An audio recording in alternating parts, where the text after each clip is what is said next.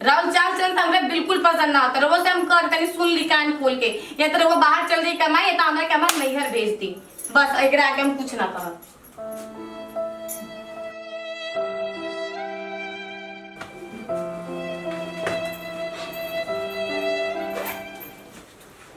ई कहां जाता नहीं? जातरी कमाए। अरे हम तो गुस्सा में कर दिल रहनी, आप भूख से तनी पेट तलमलाइन रहे थे, हम गुस्सा में कर दिल। ई सब का नौटंकी लगा के रख ले हैं। हमारा आँख खुल गई, हम जाते नहीं कमाए, तू चिंता मत कर, हम कमा को जल्दी अच्छा खबर। सुनी रवा जात तब बानी कमाए, लेकिन अच्छा से कमाए, कोनो लेकिन के चक्कर में मत पड़ब। आ रुपया पैसा पे ध्यान देब, अपन खाए पिए पे ध्यान देब। तू अपन ध्यान दिया। हाँ हम अपन ध्यान देब, अच्छा से कमाई रवा जाए। चलो कम से कम मतलब पे आदमी क्या कूलर हमो खाती काम काज करते नहीं, बहुत काम कुछ में बाकी हो जाता है। तो समाचार लगे थे, देखी तो का है समाचार बस देश को।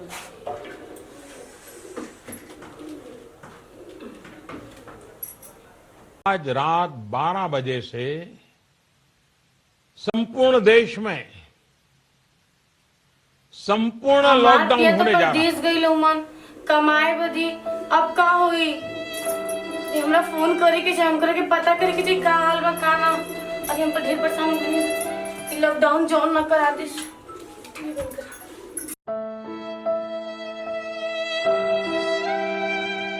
Hello hello.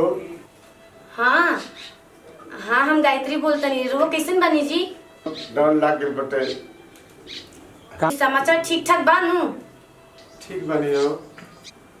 हाँ जी, लोग डर लाग गइल बटे। चलिए हमरा पैसा कौड़ी कुछ ना चाहिए, रहो अपन ध्यान रखब और रहो ये सब बीमारी से बचल रह, बस रहो से इतने हम कहते हैं। तू बचा के रखी अपना आप के। अब का हो ये भगवान, एकदम ऐसे दुख में रहनी, अब का हो।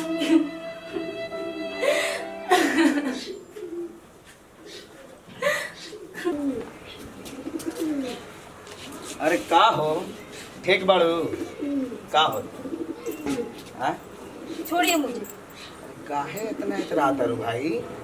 तार भाई गेल बटे कमाए खातिर, तो कुछ भेजी मगड़ा। ले पैसा ले के दे। नहीं पैसे नहीं ना चाहिए। ले। नहीं चाहिए। अरे का करू एक बात समझा करा। छोड़िए तो हमसे मुंह मत- समझा, वो कुछो ना करी। अरे आवा हो का छोड़ी तारा के? हाँ आओ। अरे का छटपटाता रो? ले पैसा ले। ए लफा ताकत रे तोरा।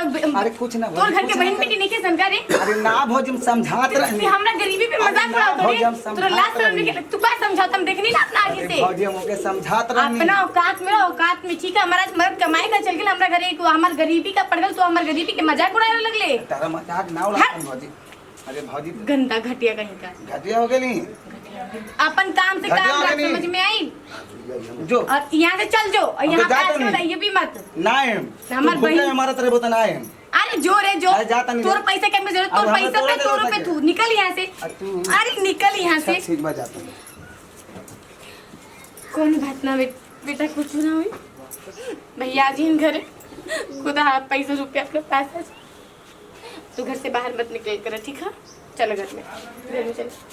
ऐसा लोगन के हम सिखा दे। पैसा दिहला हतना दिन हो गई। कहां बा? जंगले से जाना ए मगरुआ बाबू, मगरुआ कहां गइल भैया? अरे पैसा देबे। देखिए बाबूजी, अभी तो घरे निकल नहीं है, तेरा पैसा वैसा हम अरे कब आई हैं? 5 साल बाद आई हैं। रुपया लेबे के बेर कहू ना जानल, देबे के बेर पूरा दुनिया जान जाई। हमारा तुमने हाथ जोड़ता नहीं, आज जाए दी हम पैसा 1 रुपया रहो। कुछ ना, या तो दाम दे ना तो चांद दे। भैया, बाबू साहब एकरा के लेके चलो। ले चलो, देखिए बाबू साहब, ये तरह मत करी, ठीक है? एकरा के लेके चलो। ले चलो। केहू के इज्जत होला, का इज्जत होला? हमरा हाथ जोड़ता नहीं, कहीं तरह और घोड़ों पे गिर जाता नहीं। तो कहां तेरे गइल रे? मुंह करी लो, वो कमाए गेल बड़ा रही है, तम रौरे के पाई पाई चुका दे। काल पैसा ना मिलल तो घर में ताला मारी के तोरा जाई। सुन ले आगे। इतने मत करी लोग, बाबू साहब लोग हमरा और लोग के गोड़ पकड़ के कहते नहीं, इतने मत करी। दाम लेबे के बेर गोड़ पकड़ लू तो एकरा के ले चलो जाओ का भैया। ना तेरे मत करी। मैं इज्जत ना दे बेका। उम्र नहीं है। बेवकूफ ते नहीं, चुनाव नु लड़े के बाद चल ने लड़ी जाई तो ओकर बाद तो मैं तोरे मैं गांव के बहू बेटी के इज्जत ले लिए, कोनो बात नहीं के चल। ठीक बा चलो।